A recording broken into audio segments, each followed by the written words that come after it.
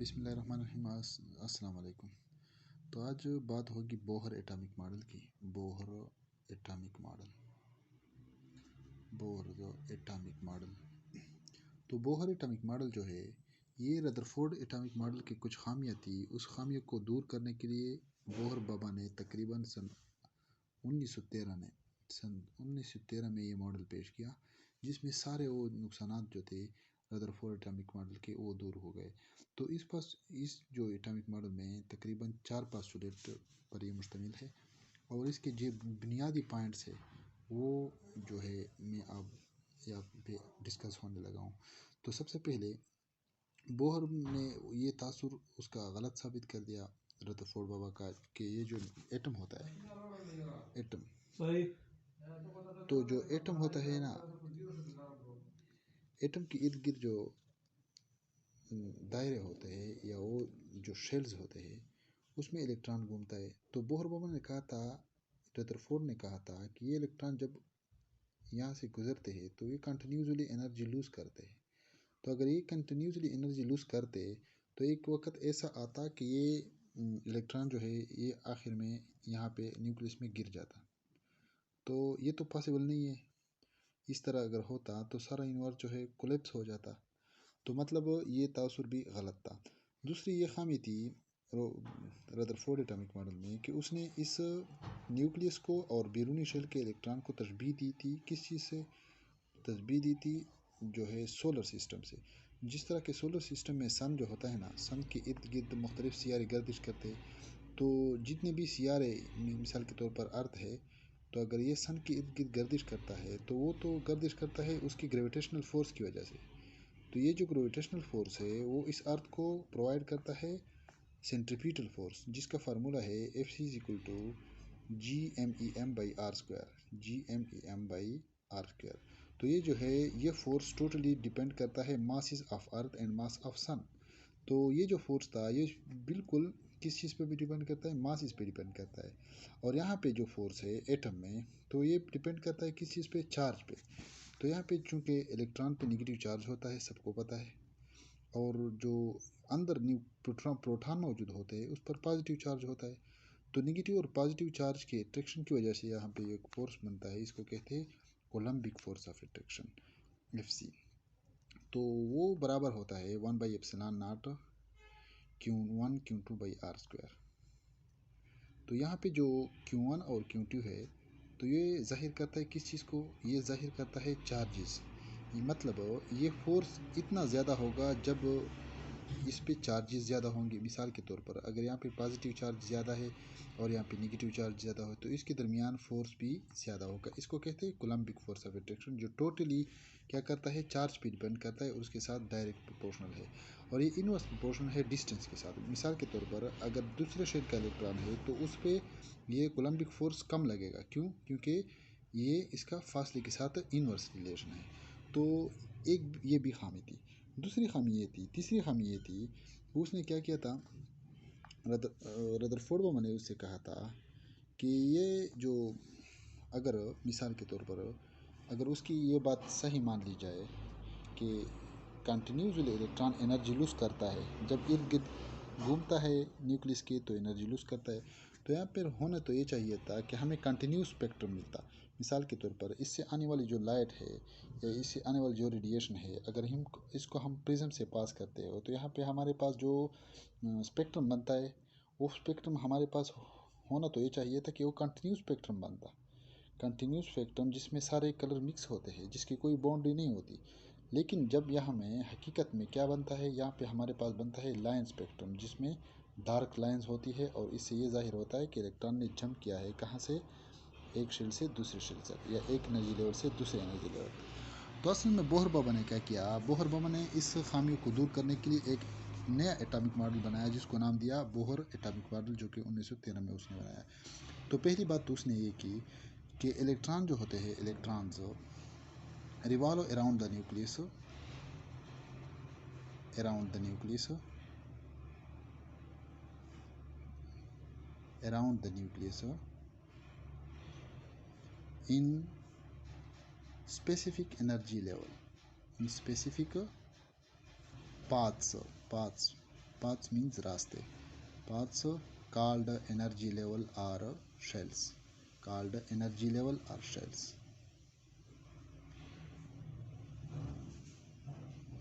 और शेल्स.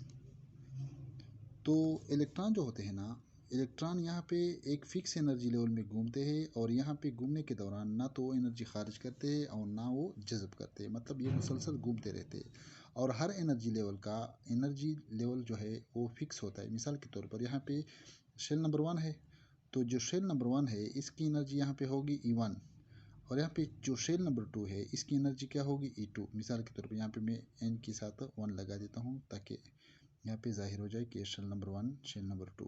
तो उसने ये भी किया कि उसको शेल नंबर 1 को कैसे जाहिर किया कि शेल नंबर 2 को L से जाहिर किया और यहाँ पे शेल नंबर 3 जो है उसको जाहिर किया L के बाद M आता है और इस तरह 4 5 6 ये सेल MN N O और P इस नामों से जाहिर किया.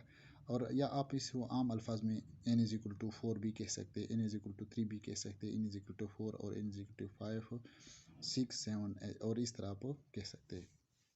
तो उसने क्या किया, उसने ओरिजिनली क्या कहा, उसने कहा कि जो सर्कुलर पाथ है अराउंड द न्यूक्लियस इसमें जो होता है इलेक्ट्रॉन की स्पेसिफिक एनर्जी होती है. अगर इलेक्ट्रॉन शेल 1 में है तो इसकी एनर्जी क्या होगी E1 होगी. अगर शेल 2 में है तो इसकी एनर्जी क्या होगी E2 होगी. और अगर शेल नंबर 3 में है तो इसकी एनर्जी की क्या होगी E3 E4 इस तरह होगी.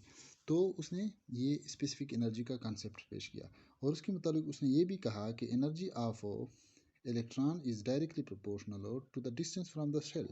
जितनी ये शेल से डिस्टेंस इसकी ज़्यादा होगी इसकी इतनी ही ज़्यादा एनर्जी होगी.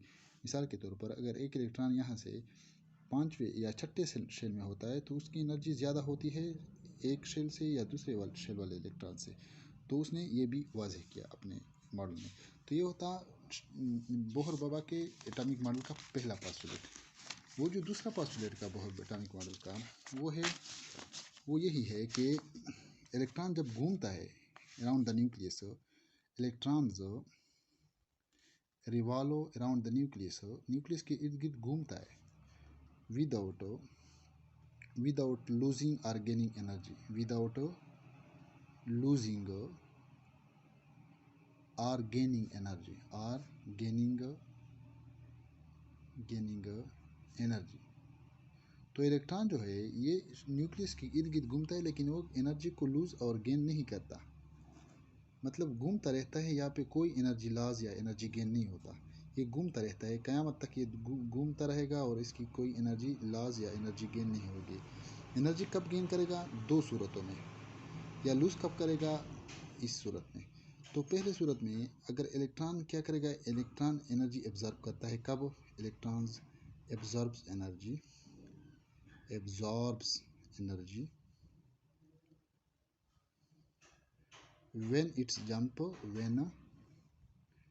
when it jumps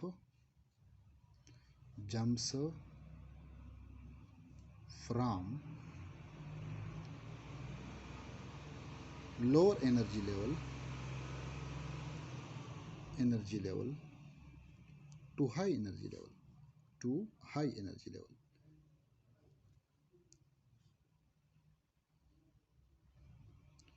तो लोअर एनर्जी लेवल से हायर एनर्जी लेवल तक जंप करने के दौरान वो एनर्जी लूज़ करता है. मिसाल के तौर पर यहाँ पे इलेक्ट्रॉन है शेल नंबर 1 में, तो यह जब शेल नंबर 2 में जाएगा तो तब एनर्जी ये गेन करेगा. मिसाल के तौर पर ये जाएगा ही इसी एनर्जी की वजह से. अगर एनर्जी नहीं होगी तो ये जाएगा ही नहीं, यहाँ पे जा ही नहीं सकता. तो पहले एनर्जी गेन करेगा, एनर्जी के फोटोन को गेन करेगा, तब ये शेल नंबर 2 में जा सकता है. तो ये एक कंडीशन हो गया. दूसरा कंडीशन, इलेक्ट्रॉन लूज कब करेगा एनर्जी? इलेक्ट्रॉन एनर्जी तब लूज करेगा, electron lose energy when it jumps, जब ये जंप लगाता है, jumps from high energy to low energy level, high energy level to low energy level. मिसाल के तौर पर यहाँ पे दूसरा एग्जांपल लेते हैं. अगर शेल नंबर 3 में इलेक्ट्रॉन पड़ा है तो ये जब शेल नंबर 3 से शेल नंबर 2 में जाएगा, तो इस दौरान ये क्या करेगा, उसकी जो एक्स्ट्रा एनर्जी थी जो उसने गेन की हुई थी, वो एनर्जी वो क्या करेगा, लूज़ करेगा। ये तब मिसाल के तौर पर ये लूज़ करेगा जब ये हाई एनर्जी लेवल से लो एनर्जी लेवल में रहेगा। मिसाल के तौर पर शेल नंबर 3 से अभी शेल नंबर 2 में आ गया। तो ये था दूसरा पोस्टुलेट। बहुत इजी है, इलेक्ट्रॉन एनर्जी गेन कब करता है, लूज़ कब करता है। तो बहुत सिंपल अल्फाज में अगर मैं आप लोगों से कहूँ तो एनर्जी तब गेन करता है जब ये लोअर एनर्जी से हाई एनर्जी लेवल में जाता है। अगर लूज़ करना होता है एनर्जी का तो क्या करेगा, जब हाई एनर्जी लेवल से लो एनर्जी लेवल में जाता है। तो ये हो गए दो पोस्टुलेट। तीसरा पोस्टुलेट था जो बोहर बाबा का दूसरा जो पोस्टुलेट है, इसमें वो कहता है कि इलेक्ट्रॉन जो है, ये जो the energy difference between two shell is equal to del E is equal to E2 minus E1। ये जो एनर्जी डिफरेंस है ना, दूसरे शेल और तीसरे शेल के दरमियान, या चौथे या तीसरे शेल जो भी ले ले, हाई और लो एनर्जी लेवल और हाई एनर्जी लेवल के दरमियान जो एनर्जी डिफरेंस है वो डेल ई के बराबर होगा। डेल ई के क्या मतलब है, मिसाल के तौर पर अगर एक इलेक्ट्रॉन शेल नंबर 3 से शेल नंबर मिसाल 2 से शेल नंबर 2 से यहाँ पे गया, E2 से यहाँ पे गया E1 में, तो इवेंट से E2 से E1 में जाता है, तो वो तो एनर्जी लूज करेगा। तो ये जो एनर्जी लूज करेगा वो बराबर होगा किसी एनर्जी के, the difference between these two shells. मिसाल के तौर पर इस शेल की एनर्जी तीन जूल है, 3 किलो जूल है, और इसकी एनर्जी 2 किलो जूल है। तो यहाँ पे जो एनर्जी डिफरेंस होगा वो 1 होगा मिसाल के तौर पर, ठीक है। तो ये हो गई एनर्जी डिफरेंस। तो ये एनर्जी डिफरेंस के किसके बराबर है, ये एनर्जी डिफरेंस आप सबको पता है कि energy is directly proportional to frequency of the light या फ्रीक्वेंसी ऑफ द फोटॉन। तो यहाँ पे ये एनर्जी होगी फ्रीक्वेंसी। मिसाल के तौर पर ये जो एनर्जी लूज किया है उसने, ये इसकी जितनी ज़्यादा फ्रीक्वेंसी होगी उतनी ज़्यादा इसकी एनर्जी होगी। तो फ्रीक्वेंसी पे ये क्या है, डायरेक्ट प्रोपोर्शनल है। तो यहाँ पे एक प्रोपोर्शनलिटी, इसको इक्वलिटी में कन्वर्ट करने के यहाँ पे एक कांस्टेंट लगाया जाता है जिसको कहते हैं प्लांक कांस्टेंट। प्लांक बाबा ने चूँकि ये इक्वेशन ड्राफ्ट किया था पहली दफ़ा, ये फोटान वाली, ये फोटान में क्या होता है, फोटान में एनर्जी होती है और ये फोटान एनर्जी पैकेट होते हैं असल में। तो ये बातें फोटान ने की थी, मैक्स प्लांक्स ने की थी, और इसको बोलते हैं प्लांक कांस्टेंट, ये जो एच है। तो ये जो एच है इसको बोलते हैं प्लांक कांस्टेंट। इसकी वैल्यू है हमारे पास H is equal to 6.6262 10 minus minus 34 joule second. तो ये इसकी क्या है, ये इसकी यूनिट है और ये इसकी वैल्यू है। तो जब भी हम किसी दो शेल के दरमियान एनर्जी डिफरेंस फाइंड आउट करते हैं तो यहाँ पे इस इक्वेशन को पुट करते हैं। तो अब ये आ गया चौथा चौथा और आखिरी पोस्टुलेट। चौथा और आखिरी पोस्टुलेट बोहर बाबा का। तो चौथे पोस्टुलेट में बोहर क्या कहता है, चौथे पोस्टुलेट में बोहर कहता है चौथे पोस्टुलेट में कि the angular momentum of electron is integral multiple of nh by 2 pi। nh by 2 pi इसका क्या मतलब हुआ। अब इसका मतलब बहुत वाज़ेह है। यहाँ पे चूँकि इलेक्ट्रॉन हरकत करता है, सर्कुलर हरकत करता है या रोटेशनल मोशन करता है, इस तरह गोल घूमता है, तो इसका मोमेंटम है जाहिर है इसका मोमेंटम भी क्या होगा, सर्कुलर मोमेंटम होगा, या रोटेशनल मोमेंटम आप इसको कहते हैं, या एंगुलर मोमेंटम आप इसको कह सकते हैं। तो ये बराबर होगा NH बाई 2 पाई के। मिसाल के तौर पर यहाँ पे इसमें से इसके मोमेंटम ज़्यादा होगी जब उसके शेल नंबर, जिस शेल नंबर में होगा शेल नंबर उसका अब जब हाई होगा। मिसाल के तौर पर यहाँ पे इसकी मोमेंटम कम होगी, यहाँ पे ज़्यादा होगी, और यहाँ पे मज़ीद ज़्यादा होगी। इसका इसके साथ डायरेक्ट रिलेशन है। तो इसका एक मतलब ये भी हो सकता है कि यहाँ पे जो एन है ना, ये है होल नंबर। ये क्या है, होल नंबर एन है नेचुरल नंबर। ये क्या है, नेचुरल नंबर 1 2 3 4 और 5 इस तरह से एंड सो ऑन। तो ये होल नंबर हो सकता है, यहाँ पे 1.5 नहीं हो सकता, 1.6 या 1.3 ये कुछ नहीं हो सकता। ये होल नंबर के बराबर होगा। इसका आम अल्फाज में मतलब ये हो सकता है कि ये जो शेल है, शेल के बीच में इलेक्ट्रॉन कभी नहीं रहता, या इस शेल में रहेगा या इस शेल में रहेगा, दोनों शेल के बीच में इलेक्ट्रॉन नहीं रह सकता। यहाँ पे कोई इस तरह का एनर्जी सेटअप नहीं है कि यहाँ पे इलेक्ट्रॉन रह सके, या तो शेल 1 में रहेगा या शेल 2 में रहेगा, और इसका मोमेंट भी इसलिए NH/2 के बराबर है।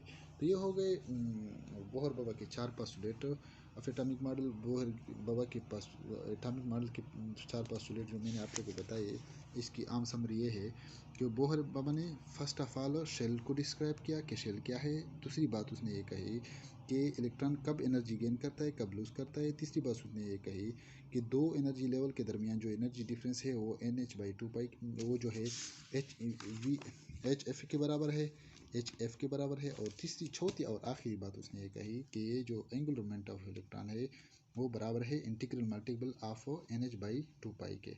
तो मतलब ये है कि दो शेल के बीच इलेक्ट्रॉन नहीं रह सकता। इलेक्ट्रॉन इन दो शेल में से किसी भी शेल में, या जो भी शेल हो, लेकिन उसका नंबर होल नंबर होगा, उसके में पॉइंट या फ्रैक्शन नहीं हो सकता। तो आज के लिए इतना ही। अगर आपको वीडियो अच्छी लगी हो तो इस चैनल को सब्सक्राइब करें और उसको ज़्यादा से ज़्यादा शेयर करें, लाइक करें। शुक्रिया।